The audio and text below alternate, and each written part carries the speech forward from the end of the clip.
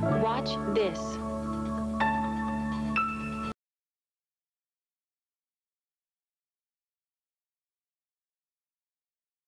This is an experimental computer system that recognizes what I say.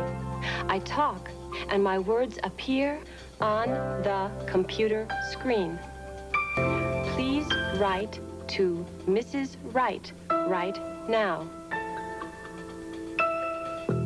This computer system is another example of innovation at IBM. In fact, it's the most advanced voice recognition system of its kind. Just ask, "Okay, Google now, do I need an umbrella today?" No, rain is not expected today in Chicago.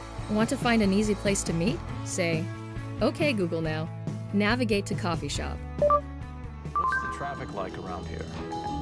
Here's the traffic. Text my wife, I'm going to be 30 minutes late.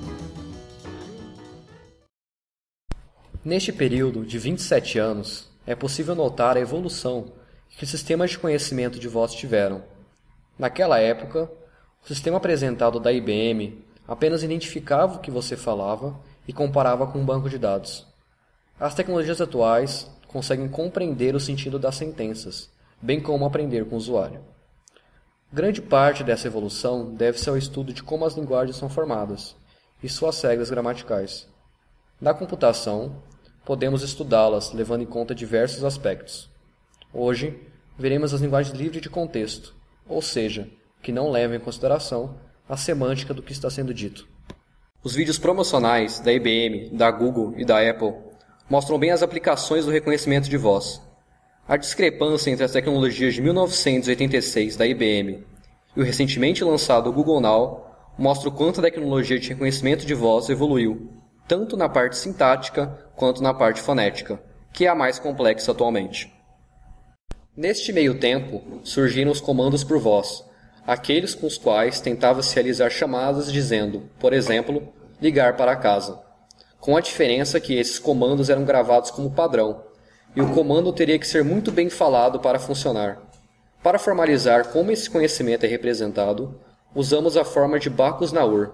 A função ligar para seria representada desta forma. Nessa definição, o número de celular é formado por prefixos pré-definidos, e em seguida de números que não compor o restante do número de celular. Percebe-se que o celular apenas reconhecerá os prefixos ditos dentre as opções pré-estabelecidas, e depois apenas números de 0 a 9. Mais adiante, iremos explicar mais a fundo o formalismo por trás dessa definição.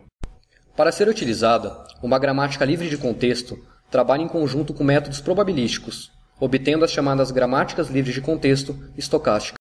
Para solucionar alguns problemas relativos à fonética, as regras estabelecidas na gramática são baseadas em situações diferentes. Várias pessoas, de idade, gênero e, é claro, vozes diferentes, gravam um dicionário de palavras para solucionar, por exemplo, a questão do tom de voz. Porém, apesar de toda a evolução, ainda há dificuldades remanescentes nesse tipo de aplicação. Elas envolvem a interpretação de frases ambíguas e as diferenças de sotaque, principalmente de pessoas não nativas daquele idioma. Outra aplicação possível, utilizando essa gramática estocástica, é o processamento de linguagem natural em textos. Corretores ortográficos são ótimos exemplos dessa aplicação. Quando aquele sublinhado verde aparece no Word, é o indício de algum erro sintático.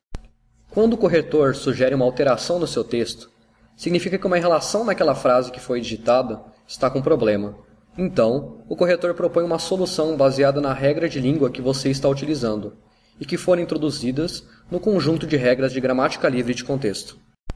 Como podemos ver pelo diagrama de hierarquia de Chomsky, as gramáticas livres de contexto estão englobando todas as linguagens regulares. Elas também estão abaixo das linguagens sensíveis a contexto, a qual já entende o valor semântico de uma frase. Primeiramente, precisamos entender como uma gramática é formada. Ela é composta de um conjunto de variáveis V, um conjunto de terminais T, um conjunto de produções P e um símbolo particular S. Para explicar, tomamos como exemplo a seguinte regra. Como podemos ver, temos apenas uma variável S e dois terminais A e B. A regra de produção diz que S pode virar ASB ou Epsilon, que significa a palavra vazia. Se quisermos escrever a palavra AABB, devemos utilizar o seguinte passo. S pode assumir a forma ASB ou vazia.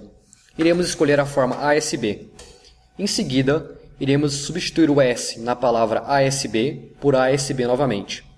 Teremos então AASBB. Por último, vamos substituir esse S por palavra vazia. Assim, temos a palavra desejada AABB formada. Vamos ver agora um exemplo mais perto da nossa língua. Uma oração pode ser separada em duas partes, o predicado verbal e o predicado nominal. O predicado nominal é constituído pelo sujeito e o adjunto adnominal, enquanto o predicado verbal é composto por verbo e complemento verbal. O próprio complemento verbal pode ser dividido em objeto e adjunto adverbial. Desta maneira, podemos chamar a oração "O homem escreveu um livro rapidamente" e analisar sintaticamente cada parte da sentença. Utilizando esse aspecto da linguagem, podemos definir seus componentes e suas regras de produção. Essa árvore que foi montada utilizando essa oração pode ser formalizada numa árvore de derivação. Similar a uma estrutura de dados da forma árvore, a árvore de derivação de uma gramática começa pelo seu símbolo inicial, chamado de S. Todos os vértices dessa árvore é o que nós chamamos de variável. Então, se um vértice A tem como descendente o vértice x1, podemos dizer que a regra de produção é AX1. As folhas de uma árvore são terminais ou um símbolo vazio.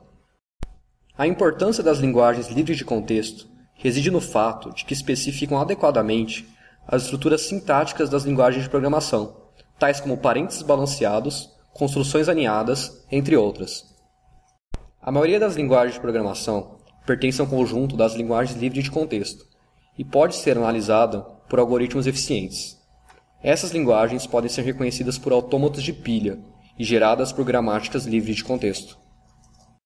Dentre as várias aplicações dos conceitos de linguagem livre de contexto, podemos citar a definição e a especificação de linguagem de programação, implementação eficiente de analisadores sintáticos, implementação de tradutores de linguagem e processadores de texto, estruturação formal e análise computacional de linguagens naturais. Outra aplicação possível para as gramáticas livres de contexto, pasmem, é a previsão da estrutura secundária do RNA. Tomemos como exemplo a gramática na qual A, U, C e G são os nucleotídeos e S é o símbolo inicial.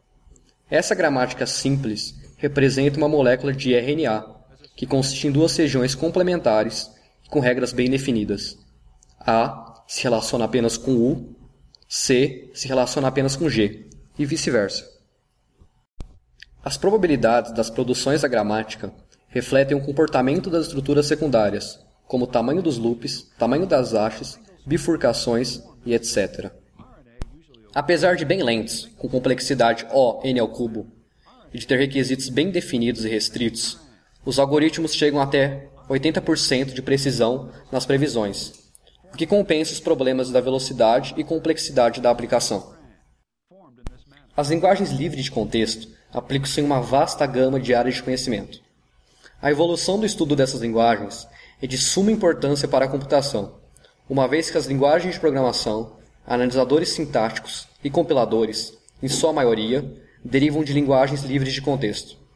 É importante observar que esse conhecimento está difundido de tal forma que sequer notamos suas aplicações nas tecnologias do cotidiano. Period.